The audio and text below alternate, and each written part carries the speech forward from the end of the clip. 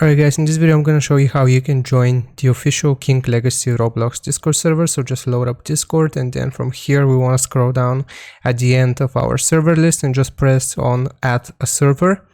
And here we select join a server, and this is what you type. You type discord.gg/4pvvs capital CB.